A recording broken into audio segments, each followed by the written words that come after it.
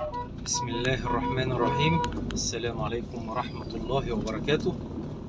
النهاردة إن شاء الله بداية تركيب الكاميرات بقى على طريق القاهرة السويس.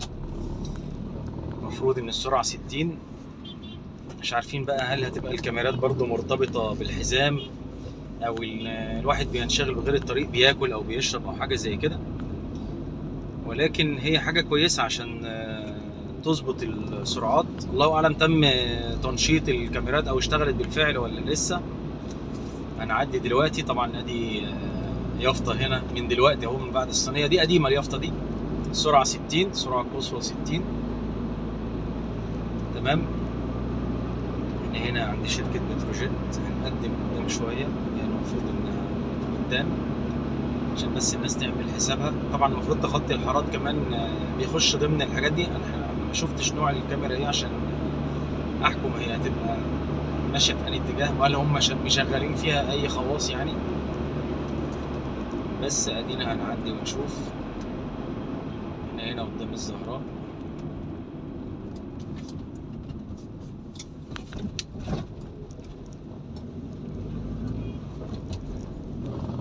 النهارده المفروض الخميس 1 ديسمبر او 1/12/2022، اول يوم يركب فيه الكاميرا، او المفروض انها هتتركب النهارده. بس هتشتغل ولا لا ده لسه يعني الموضوع لم يتم حسمه. هنشوف ان شاء الله الدنيا ماشيه ازاي. نقرب المفروض من المكان اللي فيه الكاميرا اللي متركبه او اللي هتتركب.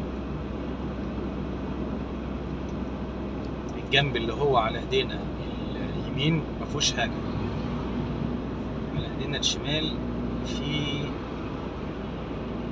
حاجه قدام شويه. لسه بتتركب، بيركبوها دلوقتي. الجنب ده مفيهوش حاجه لسه، لكن الجنب التاني الكاميرا بتتركب هناك اهي. اصورها لكم.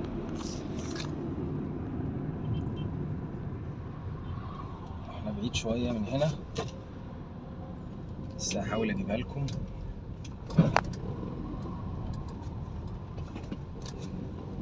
شكرا.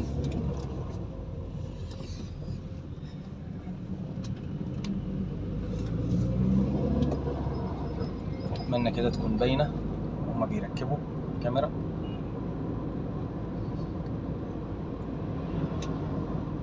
مش العمود اللي في النص، العمود اللي هناك.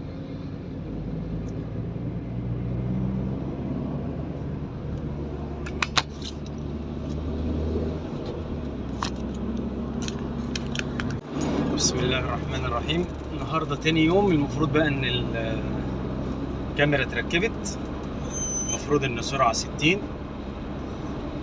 وهنطلع دلوقتي الكوبري بالراحه عشان ننزل على ال60. الكاميرات والفلاشات اتركبت. احنا دلوقتي جايين بقى من الجنينه، جايين من القاهره داخلين السويس. طبعا الاتجاه التاني الناحيه التانيه لسه متركبش.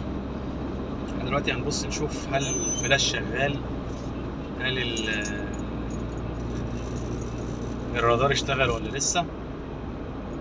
السرعه طبعا 60. هو واضح انه ما اشتغلش. انا شايف العربيات معديه، مفيش مشاكل، لكن هو اتركب. هو واضح ان هو اتركب. هو طبيعي اصلا الواحد حتى لو ماشي 60 فوق الكوبري وهيجي على المنزل بتاع الكوبري العربيه هتعدي 60، فلازم بقى تبقى متحكم في عربيتك بحيث ان انت تبقى ماشي ويدن رينج او في المدى اللي هو بتاع ال60 ما تتخطاهوش. ادي الكاميرا موجوده لسه ما تمش التفعيل.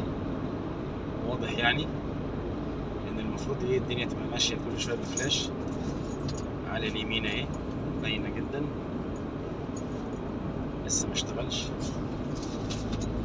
والناحيه التانيه لسه مركبش. ده من هنا لغايه لما يركب الناس بقى تعمل حسابها وتخلي بالها، عشان خاطر الموضوع هيبقى مكلف ماديا ونفسيا.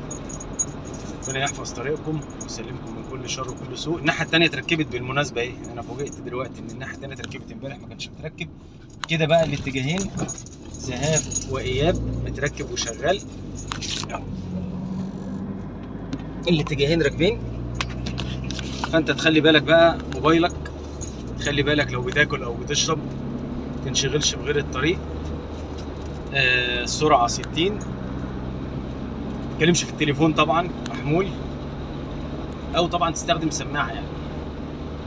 ربنا يحفظكم من كل شر وكل سوء. السلام عليكم ورحمه الله وبركاته.